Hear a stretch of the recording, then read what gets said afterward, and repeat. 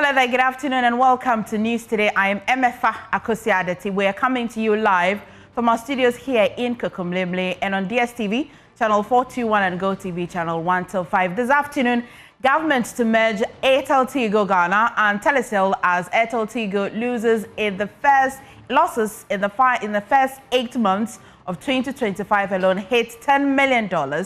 We have details plus analysis as JoyNews research shows that Airtel Tigo's debt and liabilities in 2024 crossed 3.5 billion cedis as rising operational costs crippled its hope of making profit.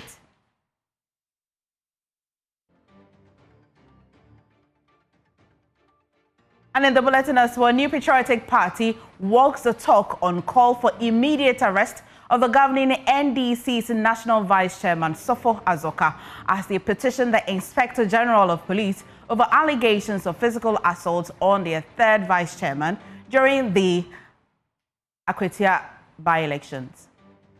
Physical attack on the third Vice of our party, Masaudu, by their Vice Chairman, Alhaji Azoka.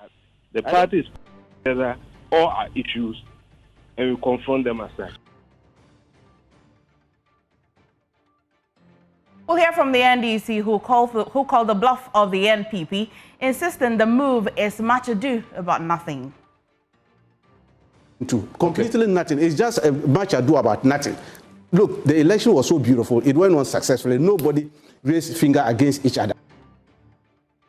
We're live at the police headquarters for the latest, and as well, Ghana has confirmed 21 new Mpox cases, bringing the total number to 467 as of August 28. We'll be getting some answers from the Ghana Health Service. Now, for the next 60 minutes, we have these and more, including business, showbiz, ad world today. JoyNews, independent, fearless, and credible. Please stay for details.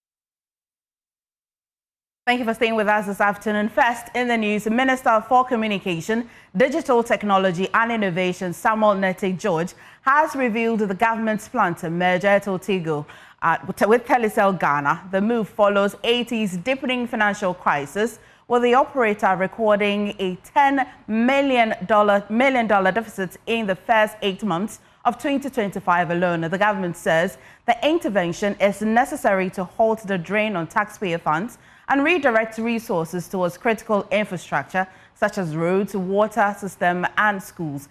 Samuel George assured that all 300 permanent AT employees will retain their jobs and pledged a smooth transition of millions of subscribers and dispelled concerns about the company's future. He was addressing staff at AT's headquarters in Accra.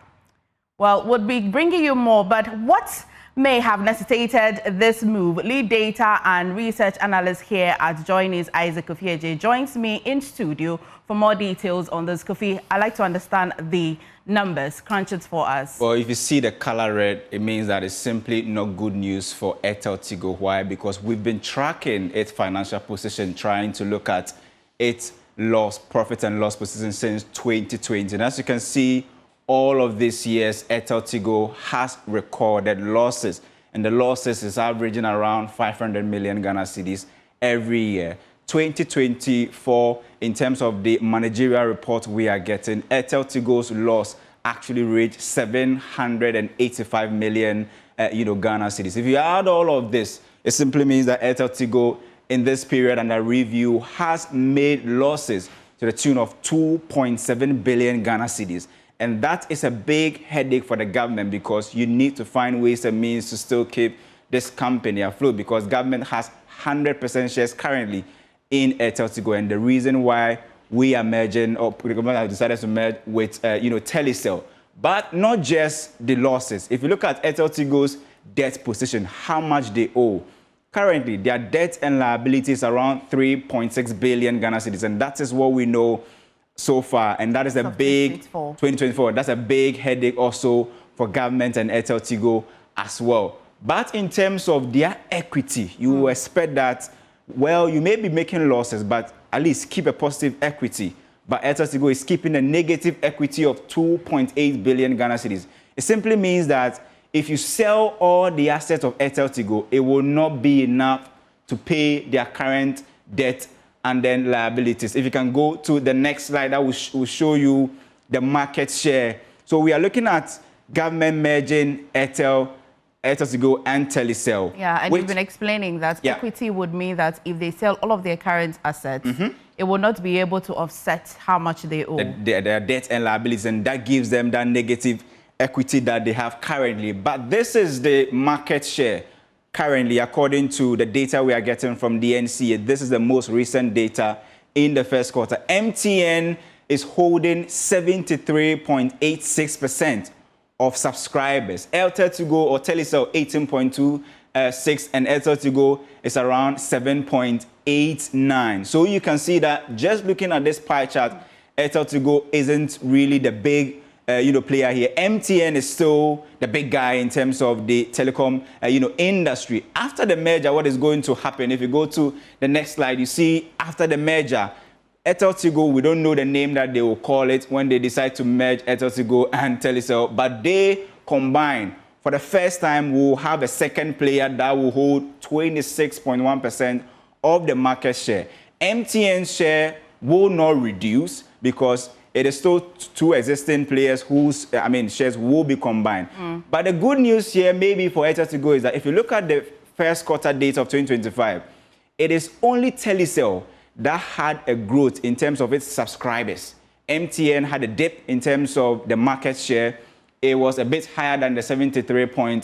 Airtel Tigo improved significantly. MTN dropped marginally. And Airtel Tigo stayed constant. It was Telecel that increased in terms of the subscription and the market share. So joining Airtel Tigo and Telecel, many have said that, well, Telecel is experiencing some form of growth if you look at the first quarter data, and possibly the reason why government is deciding to merge the two. But when you merge, it will definitely not affect MTN's market share currently, because it will be 26% for Airtel Tigo and Telecel, but still 74% for MTN. And the big headache for government is that, in fact, Airtel Tigo's current debt position has crossed over 2 billion Ghana cedis, and that's a big headache for government. MFA. Thank you, Kofi. Let's get some more details on this, as David Ansah Opoku is a member of Parliament, also a committee member of the Information and Communications, and joins us on the line for a conversation. I thank you for joining us this afternoon. So, as a committee, are you able to tell exactly how the government intends to ensure that this merger between AT and Telecel Ghana will be financially sustainable? Do I have you? If I have you, please unmute. Do I have David Ansah on a line? Kindly unmute. We're trying to connect with the committee member. Right, thank you. I can hear you. Thank you for joining us. And if you heard my question, it will be that as a committee, are you able to tell exactly how the government intend to ensure that this merger between Airtel Tigo and Telecel Ghana at least will be financially sustainable, so we don't run back into another taxpayer-funded bailout? Well, we've not been given details as to the measure, but for me, or for us on the minority side, we really do not see much of a difference. I think what is happening is that you have a company that is financially struggling. I mean, if a company is able to record over $10 million in just 8 months, I think there's a burden that cannot be shouldered by the taxpayer. And so if there's going to be a measure where a company would absorb these liabilities, and for want of word, carry over 300 permanent employees of AT so that they do not lose jobs, I think it's a fair deal. I mean, to say it bluntly, AT is a debt company. I mean, it's a debt company that nothing can be done about it. So I'm happy that Telecel is now absorbing. But the most important thing for us as a people is that we cannot have a population of over 32 million with just two telcos, operating in this country. We ought to create an enabling environment to allow investors to come in. We were at a point where people were interested in coming to invest in Ghana. And I think that for me should be the focus of government. Is that not the situation already? Is that not the situation that we do not have just two telecom companies, but still there are challenges, and that's why they want to merge it to now make it two? It will be Airtel Tigo and Telecel one, and then MTN as well one. So my concern is that having two companies managing 32 million does not create, it's more like creating it's a monopolized environment. There's a need to bring in more of these telcos to come and create more opportunities for Ghanaians. We want to get out there. And so we think that the state ought to do a lot more. By creating a level playing field where this dominance by one operator is taking off. We need to have a simplified licensing regime. There's a lot of bureaucracy, hurdles, and all of that in the system. And of course, the spectrum management, the cost of acquiring spectrums in this country is a bit worrisome. It's a burden on potential telcos who want to come into our country. While I acknowledge that you don't have the details of this merger yet, where we are now, what specific oversight role will Parliament's Communication Committee, which you belong to, at least play to guarantee transparency and prevent political interference in this merger process? Well, AT is basically owned by the state. And so we are hoping that the ministry, and for that matter, the government, will bring to Parliament this measure. We want to know what is at stake for the country, Ghana. We want to know how jobs will be sustained. And we want to see how Telecel, for that matter, other companies can come in here and compete. The level playing field is too skewed towards a particular company. And for me, that is the focus, how we are able to get a level playing field where every company or companies will see Ghana as an attractive destination and come and invest in the telecom industry. Okay. Thank you for joining us today. We look forward to your committee receiving that document and giving us details. Thank you. Now, away from that, the New Patriotic Party is this afternoon walking the talk on the call for an immediate arrest of the governing NDC's national chairman, Sopho Azoka, for physically assaulting the third vice chairman at the just-ended Akwatia by-elections. Sopho Azoka was captured on tape in a physical altercation with the NPP's third vice chairman, Alhaji Osman Masawudu, in the early hours of voting on Tuesday, an incident the NPP has condemned in the statements issued on Wednesday as they call for Sopho Azoka's arrest. First, listen to the Director of Elections for the NPP, Evans Demakun. The physical attack on the third vice of our party, Masawudu, by their vice chairman, Alhaji Azoka, I don't think he's going to discount that.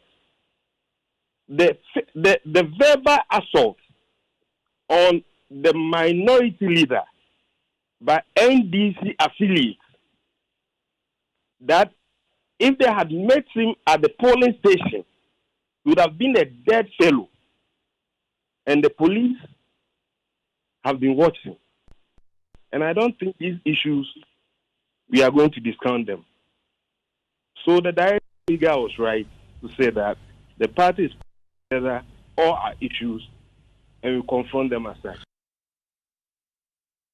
Well, Deputy Director of Elections for the NDC, Rashid Tanka Computer, however, says the action of Sopho Azoka was in reaction to Alhaji Masawudu's provocation, insisting that there is no wrongdoing for the police to investigate.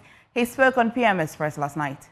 I'm saying that at the time Vice Chairman Buga was speaking through the mic, You know, somebody was interviewing him. Yeah. And he was continually mentioning Azoka name and saying all manner of things about the chairman. Richard, allow him to make his point. Let him talk. You should interject. Allow him to make his point. I will when I have to. Azoka came in there and ostensibly changed the language to I will use your sister Gibi's one of wisdom. Dagbani. Yeah. And because you don't understand Dagbani. No, tell us what he said. And he was telling him. Richard, allow him to make the point.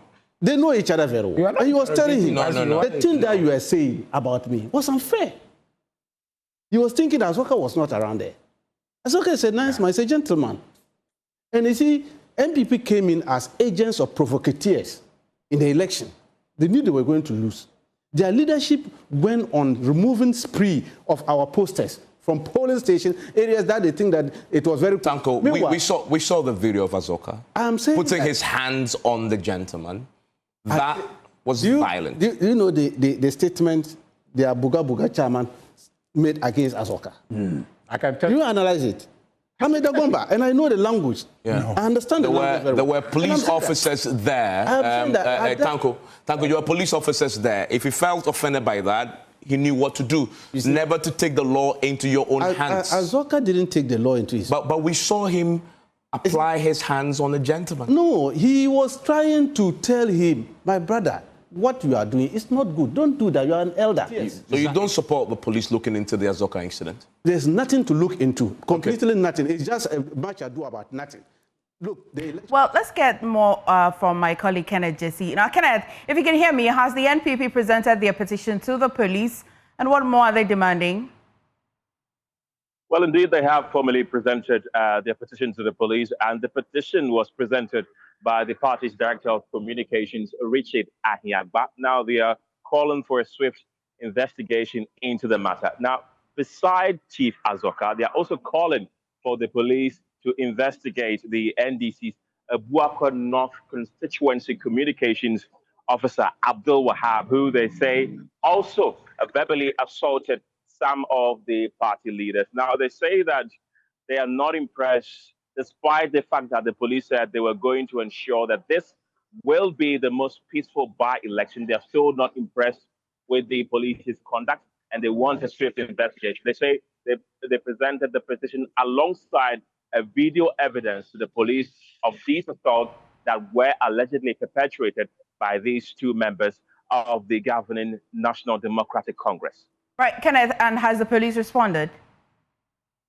Well, the police, we did not get to speak to the police, but according to Richard Ahiagba, the IGP sent someone to receive the petition on their behalf and has assured them that they will conduct a swift investigation. And also, the Eastern South Regional Police Command, that is the area where this incident happened, has officially said that they have commenced investigation into the matter, and they are collaborating with the police headquarters here in Accra to ensure that investigations are conducted swiftly, and the perpetrators, if found guilty, will be brought to book.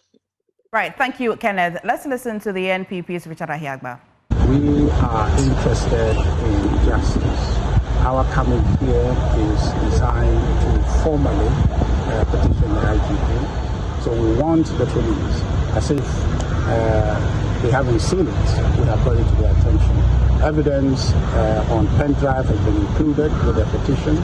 So if they haven't seen what you guys have beautifully circulated in the media, at least we have provided it for them so that they can take full account of what happened and take the necessary step to bring sanity by punishing these individuals, not only for the sake of punishing them, but to create a certain standing deterrent for all who would want to copy such behavior, and that our democracy will not tolerate that, and that is not part of how we want to engage ourselves in a democratic process. So that's the reason we came, and we are very happy, even though we didn't have the opportunity to extensively discuss with the IGP. Was gracious enough to give us a few moments, and then had promised that we can come in and see him. So we are working on an appointment to see him later on the evening to discuss the petition further. Away from the NPP and the police, Ghana has confirmed 21 new Mpox cases, bringing the total number to 467 as of August 28.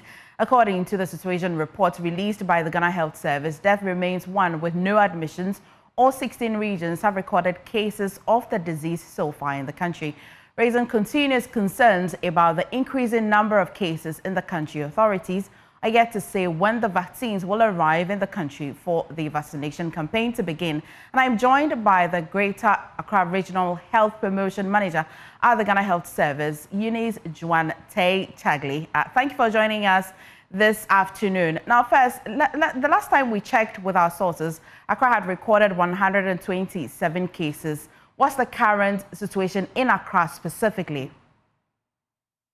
Thank you, and good afternoon to your cherished listeners. We are grateful for the opportunity to sensitize the public once again on the fight against Mpox. As we speak, the cases confirmed in Greater Accra, it's now up to 139 by the last update, and it's still ticking. And usually, we always say that the numbers we have at the facility are just the tip of the iceberg, cases that have been reported. So if the service is able to pick up 139 cases confirmed, then it means we have more in the system who have not yet reported into the system. And in Greater Accra now, we have 24 out of the 29 districts confirming Mpox cases. Thank you. Right, and so this means that out of the 139 as of today, it's possible that there are many more out there because they have not come for testing or they have not reported. We're unable to account for these numbers, correct? Yes, that is okay. That's exactly so. Okay, are most infections... Because when you look at the engagement at the community level, you realize many people are attributing the condition to taboos and many other misconceptions. So some people are refusing to report at the facility, which is of great worry to the service and to the security of mankind in general in the country as well as outside the country. Okay, are most of these infections localized to specific communities or there's a wider spread? Thank you. It's wider spread. And the reason why we will not say they are localized is, of late, we have a lot of mobility. People wake up in one community and they are working in another community. Some people can move to 3 districts in a space of 1 day. So in that case, we cannot say if a case is here, it means it is localized here. Secondly, from some of the districts, even the cases confirmed in some health facility at particular districts, the people reside in different districts. So it is spread all across the region and then the country as a whole. What's the update you can give us on vaccines? Have we secured any at all? Thank you. In terms of vaccine, I will say let's hold on that. One, if you bring vaccine now, it becomes another ball game for you to convince people to come for vaccination. So we should be talking about what can we do as individuals to protect ourselves and protect our loved ones. You know the hassle we go through to get people to accept vaccination. And we have experienced that, and it continues to be of a great concern how we are rejecting vaccination.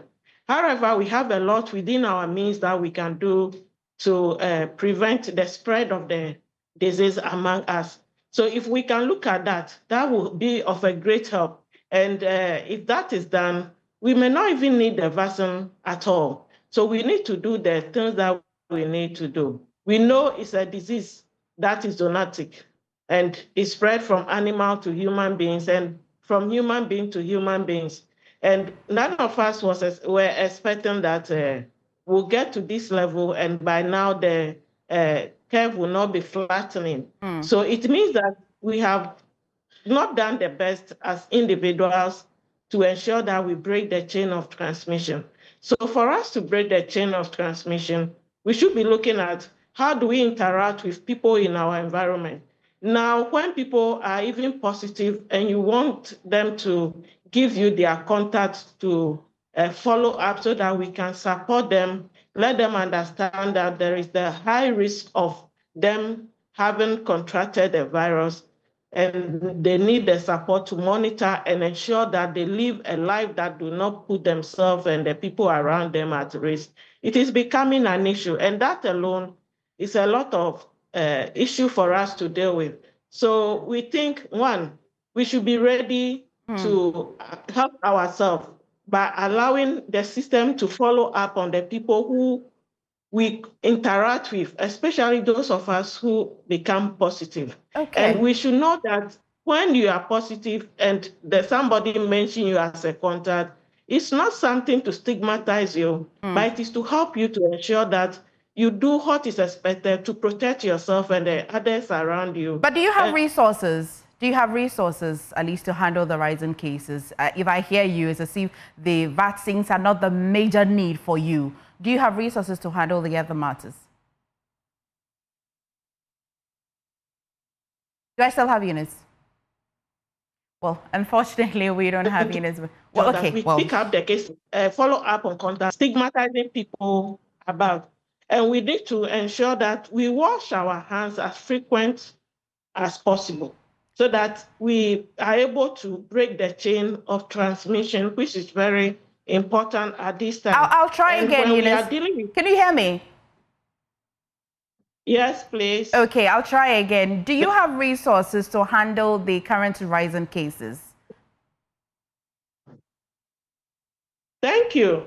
The system has Unfortunately, the network is not very kind to us. If the private sector... We'll try and bring this back in our subsequent bulletins. Unfortunately, again, I'll try again. I will try one last time again. If you can hear me, I am on the resources. Do you have resources to handle the current situation? Hello? I can hear you. Can you hear me? Yes, quite clear. Can you hear me? Yes, quite clear. So I'm saying that resources are limited, and it is a call to the private sector or all of us to support in the resource mobilization and ensure that we have sufficient to be able to work with so that we can reach out to every situation that we need to reach out to, and needed the resources that are for the people to move out there and do the work. Right. So resources are welcome for all individuals, and then the corporate bodies to help all of us fight this condition, because it entails a lot, the management of the cases, and we all know that there are no charges when you are confirmed. The treatment is free of charge. Okay. There is the need for logistics to follow up or contact and ensure that they live the way it's expected so that in case they are positive, they don't put others at risk. And even those confirmed and have been treated do not expose themselves for reinfection. And all this needs resources to manage. So the corporate body is welcome to support the government supply of resources. Thank you so much for joining us today on the news.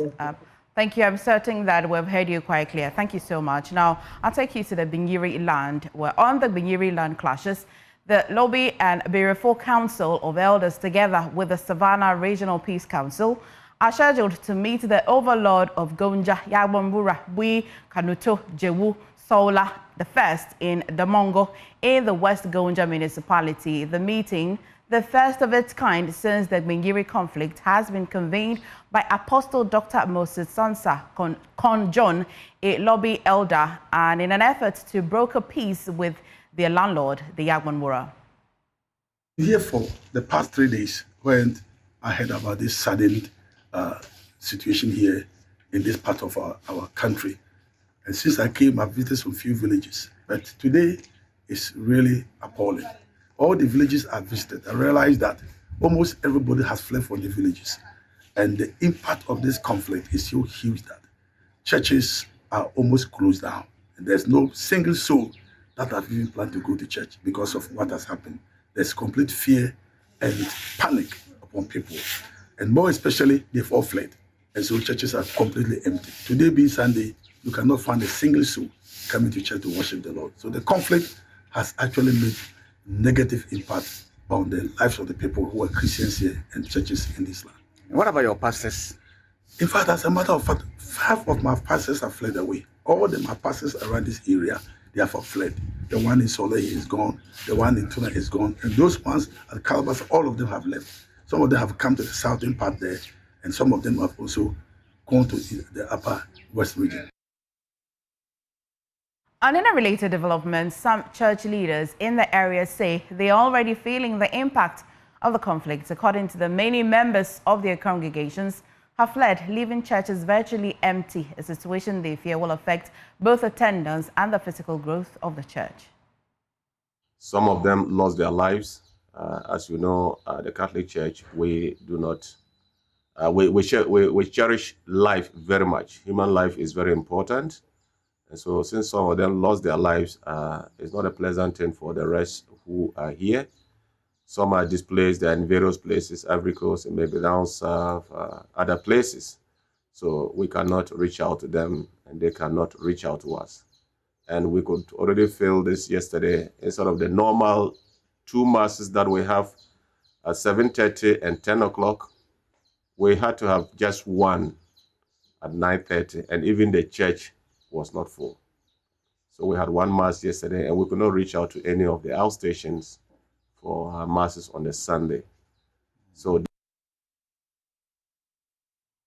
now, the Gaba Youth Association in the Savannah region, particularly in the Sola, Tuna, Kalba, and Bole district, has made a passionate appeal to the feuding factions in the Gbenyiri conflict to lay down their weapons and allow peace and unity to prevail for the development of the area. The group, addressing a press conference in Sola, also made its stance on the conflict clear. It has been made clear that the Gaba are not parties to this conflict. However, we are deeply saddened to witness our 2 sibling tribes with whom we have coexisted peacefully for decades rise against each other. The effects of this conflict go beyond the parties directly involved. We are all affected. The consequences of this conflict has already been felt across the area. Not only are communities, farms, health facilities, and businesses deserted, but the fate of our children's education is also at risk, as schools are set to resume soon, with thousands of people displaced and uncertain of when they can return. Livelihoods are threatened if peace delays any further. Furthermore, the yawning gap of development in the area will only be widened if the current security situation. I'll now take you to the Savannah region, where my colleague Isaac Nonya is on standby. Isaac, and so this meeting that Apostle Moses is hoping to have the leaders meet, has it happened, and what's the latest from that? The leadership of these 2 councils are yet to arrive. We are told they have extended the tentacles of the membership to additional 3 chiefs in the area. I think they want to do that to give the Yagbura an assurance that, look, the ground where the incident has happened, this major player like the chiefs have agreed with us, and then together you welcome us and let's please return to the place.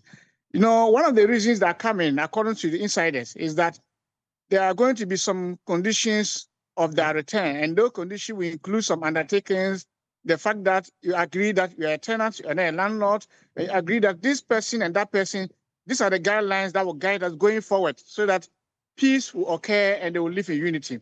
Those guidelines, and that is why we are told that the Regional Peace Council is coming as a collaborator to witness and also to add its voice to what they are going to discuss. And together, Yagbeura will also give his side of the story, and then they can collaborate to bring peace back to the area. Well, thank you, Isaac. We look forward to that meeting later today. You're watching News Today. Please stay with us more.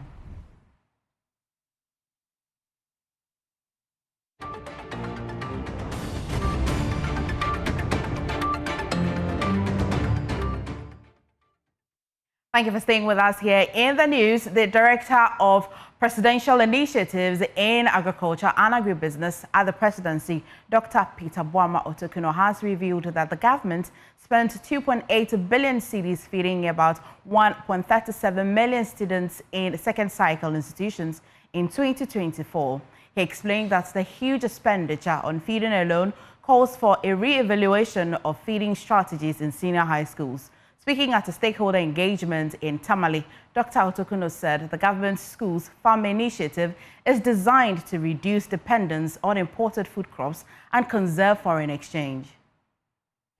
The School Farm Initiative seeks to transform senior high schools into centers for food production, practical learning, and agricultural innovation. The initiative would include crop and animal farming. Speaking at the stakeholder event in Tamale, Director of Presidential Initiative in Agriculture and Agribusiness, Dr. Peter Otokuno said the project will target over 15,000 hectares of land across more than 700 schools where livestock will be raised and strategic food crop cultivated to meet the nutritional needs of the schools. This project targets over 15,000 acres across 700 plus schools to produce livestock and cultivate strategic food crops to support the food and nutritional needs of our schools.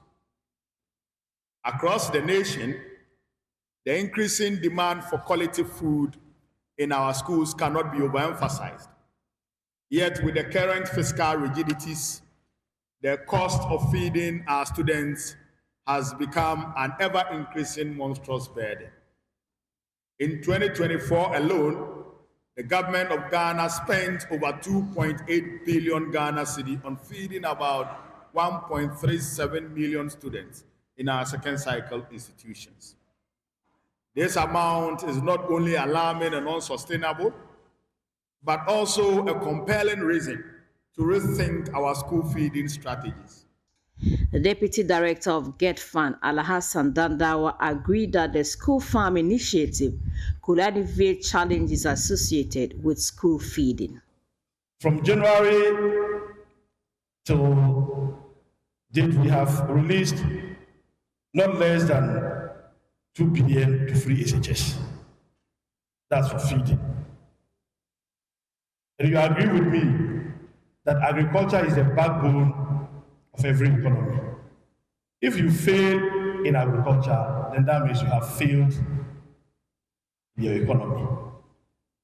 This school farm initiation, the President in his research agenda is a priority to him. And we gave him the assurance that we are going to make it work. Now, the Wild West Director of Ghana Education Service, Ametus Tugu, has raised concerns over what he describes as unfair promotions within the service, saying the situation is demoralizing teachers. According to him, junior teachers are being promoted ahead of their seniors, undermining morale in the profession. He has therefore appealed to President Bahama and Education Minister Haruna Iddrisu to review the GES promotion structure under the research agenda to restore fairness. Mr. Tugu made the remarks when the Member of Parliament for Wild West Superintendent Peter Lonchino-Tobu donated books to students in the constituency.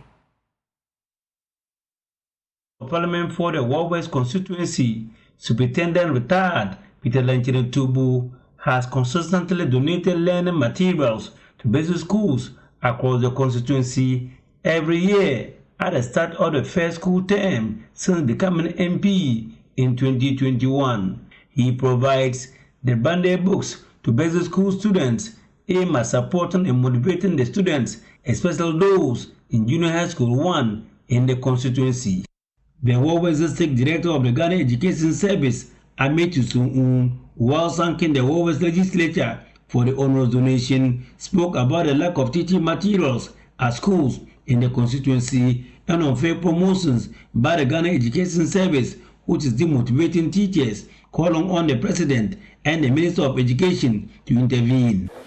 We have situations where we have juniors being promoted at the expense of their seniors. And juniors are given positions when seniors are still there. So I'm appealing to the president. I believe in him strongly that in his resetting of Ghana, he will look at this system within GES so that things will be streamlined to motivate the teachers to also work and work very well. Yes, the MP is doing his part. It is serving as motivation. But I believe what I'm saying, if the president, the Minister of Education, and the Director General are able to restructure and streamline the promotion system within Ghana Education Service, it will also help and encourage and motivate the teachers to work and work harder. There was Member of Parliament, Superintendent retired Peter Gbenyiri Tubu, on his part, urged students to marry their books and study hard, stating that education is the greatest weapon to fight poverty. The greatest wealth and strength of this country is its youth. Education is the greatest weapon in our fight against poverty, deprivation, illiteracy, and underdevelopment. That is why I'm excited you have opted to be in school against all odds. If schooling in Poyentanga, my village of birth, and Tanana in an era where there was no electricity or telephone in the Upper West region, could not hinder my progress, then you can do better than me. You can create a better future for yourself if you take your studies seriously. In you lies the power to change your community, to change your region, and to change your homeland Ghana.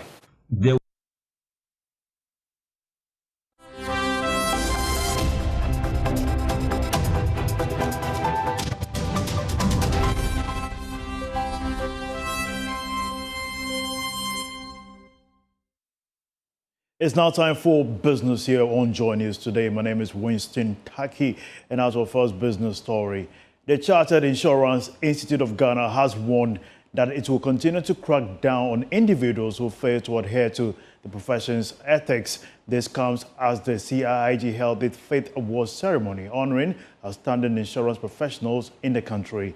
Here's more. The CIIG Awards, now in its 5th year, aims to promote excellence and professionalism in the insurance industry. President for the institute emphasized the need for sanity in the sector. There are sanctions. In fact, the NIC has been at the forefront of sanctions, mainly to companies.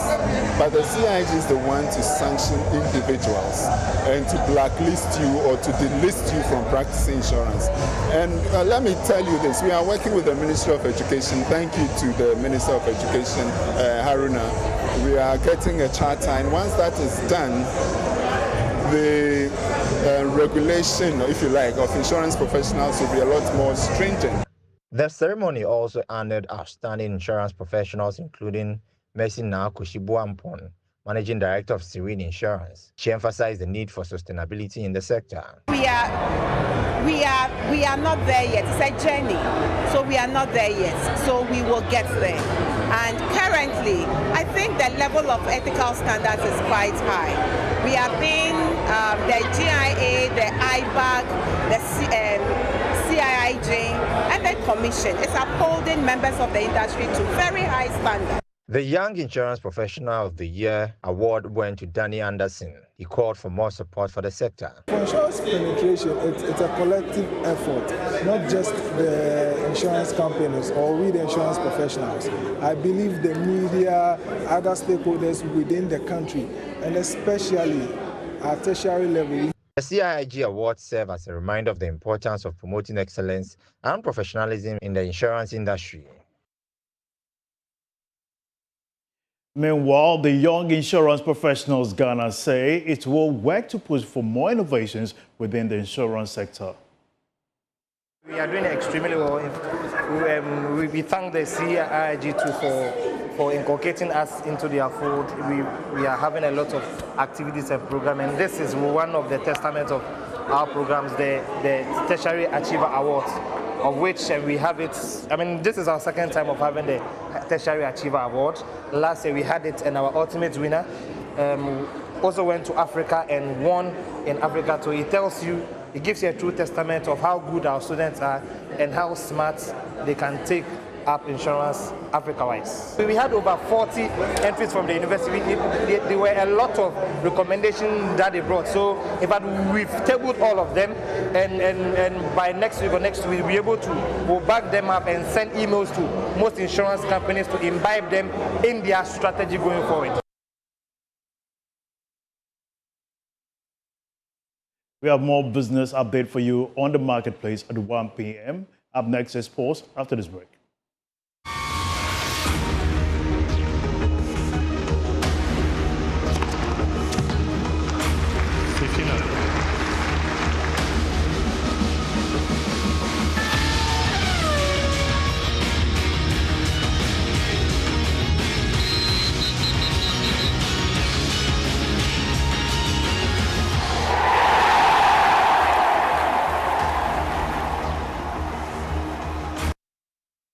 Time for sports on JN Today. My name is Haruna Mubarak.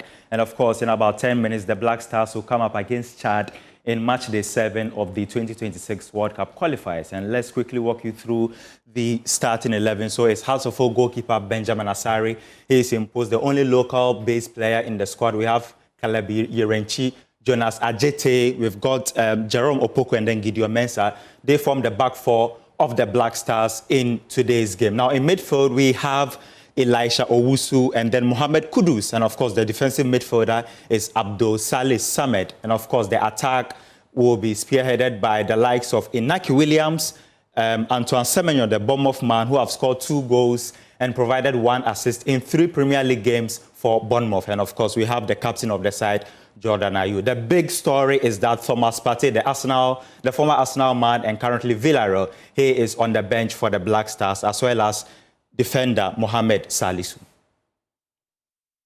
And of course, we've got live commentary for you of that game at 1 p.m. on Joy 99.7 FM. That's your sports on JN Today. My name is Haruna Mubarak.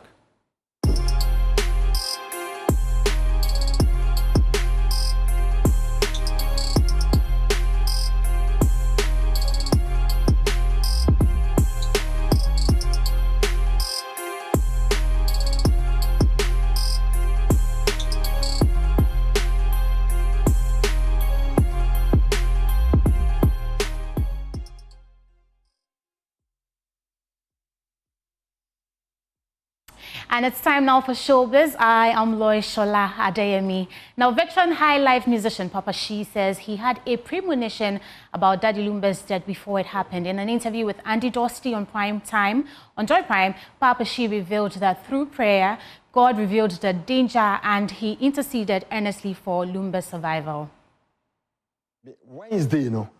Wednesday before a Thursday, Friday, Wednesday, Thursday, be ameba adomba be kasa. Until Wednesday, erade mami hunyama bebre kwa. Until me ba adom no. Na me kasa mi we me commandant for the office. Tinka me ya kubi ba no akasa. Na epem me se nya madam for na sem na mi twa so. Na bi asisi ama. Until na me pese me hu no. E bi asisi ama pese me hu no. Enipa ba ko me nu bia. Omuni me ye. Omuna ya dance for. Yes, because I've been praying for him for longest time. The worst is nyam bompa yama no. Best me bompa yama no. Na bompa yama obi nso a already review ni pakro no ho nyama ye de echrew. But also be. Does that mean you saw in the spiritual realm that something bad was going to happen? Yeah. So obi tun who see yourself obe bompa yama wa. But also ni prayer lesson me bompa yama we are. Already the Lord God Almighty will review bibi be because be achre ni pakro no. Well, moving away from that, celebrated playwright and CEO of Globe Productions, Lateef Abubakar, has offered a sneak peek into discussions for the 7th edition of the Showbiz Roundtable. He's urging Ghanaian creators to participate, stressing the importance of the event for the industry. The forum comes off on Saturday, 6th September from 2 p.m. to 6 p.m. and will be broadcast live on Joy 99.7 FM, Joy Prime, and across all Joy digital platforms. I believe this weekend's Showbiz Roundtable will be very exciting and insightful. Expect a better understanding of taxation within the creative economy. Expect a frank, practical roadmap for growth and how GRA and Ghana's creatives can move from so-called conflicts to partnership. I expect all creatives and relevant stakeholders to listen to Joy FM and watch Joy Prime this Saturday from 2 p.m. to 6 p.m. Now, wrapping up, High Life legend Rex Omar is calling on parents to make local languages a priority in raising their children, stressing that it is the key to preserving Ghana's heritage and culture. While he supports the continued teaching of English in schools, he insists that parents must actively speak local languages with their children at home. And they're crying that a teacher has beaten them also. Why? Because they were speaking Twi. I had to go to the school and warn the teachers. I said, look, I brought my children for you to teach them English. So don't ask my children that when they come home, they shouldn't speak Twi. They shouldn't speak Twi. What language do you want them to speak? I don't want anybody to touch any of my children just because they are speaking their local language. So they stop touching them. And that's why all my children can speak Twi fluently. There are so many houses in this country that the children are speaking English and they don't teach them the local language. So you can't just do this thing to your children and you grow up to complain that they can't speak the language and some languages are dying and all that. The best teacher, number one teacher, is you, the parent. This is Hits. And that's it for Showbiz. I am Lois Sholademi. MFA, are we speaking away with our kids? Of course. Thank you so much for watching the news today. I'm Mfa Akwatia, the team. For more news, do log on to myjoyonline.com with our top story. Over 13,000 Ghanaians now in Côte d'Ivoire, Muntaka. You can go on there and take a read. Thank you so much for watching.